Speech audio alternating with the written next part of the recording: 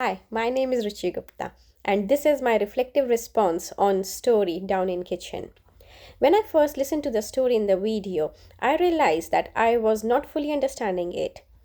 I was hearing the words, but I was not connected with deep meaning. The storytelling felt different from what I used to, so I found it difficult at first. Because of this, I listened again, paused, and reflecting along the way. After listening 4 to 5 times, I began to understand the story more deeply. This process helped me connect with the ideas of Dadri, meaning deep listening. Instead of rushing, I slowed down, stayed quiet, and allowed myself to reflect. At first, my listening was very basic, but over the time, I began to listen with more attention, patience, and empathy. I started to think about the storytelling teller's emotions and experience rather than just words. This reflects me on Dadri's ideas that understanding develops more through stillness and reflection. One challenge I faced was my assumption. I expected the story to be clear and direct, but it was more reflective and connection to culture, land, and lived experience. This requires me to be open to the different ways of knowing. At times I felt confused, but I continue listening. Listening helped deepen my understanding. My background also influenced my listening. Coming from India, a country that was colonized, I could relate to the impact of the language and cultural changes. For example, English became the dominant, similar on how colonization affected Aboriginal culture. This created empathy, but I also understand the importance of respecting the uniqueness of Aboriginal experiences. I listened more deeply.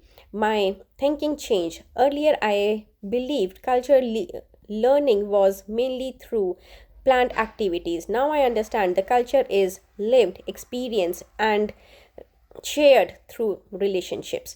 One part of the story that stayed with me was making damper as a traditional Aboriginal practice. This reminded me my own culture during Diwali. When my family prepared sweets together, it was not only about cooking, but it was about connections, sharing and celebrating. We shared the food with neighbors and exchanged recipes, which kept the traditions alive.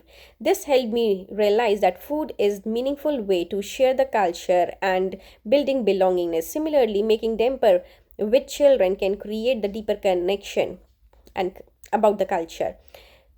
There were also emotional moments, especially when the story spoke about feeding and caring for children. It reminded me my childhood when my mom used to sing the songs to help me eat and sleep.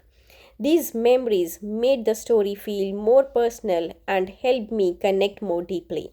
My understanding of inclusion also influenced my listening. As a part of rap team, I valued practice like singing Tabanaba and acknowledgement of the country. However, I now see that inclusion is not just about activities, it is about how we listen and we respond to different perspectives.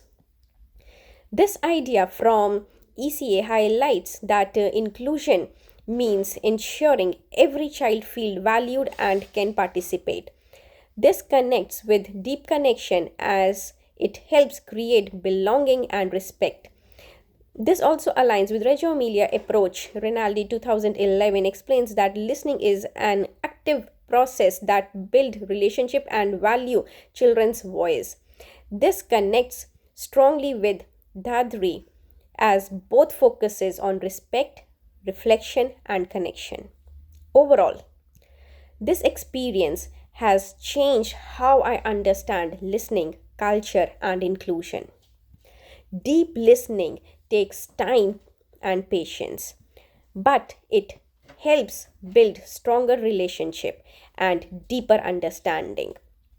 As an educator, this will support me in creating an inclusive and respectful environment where all children feel they belong.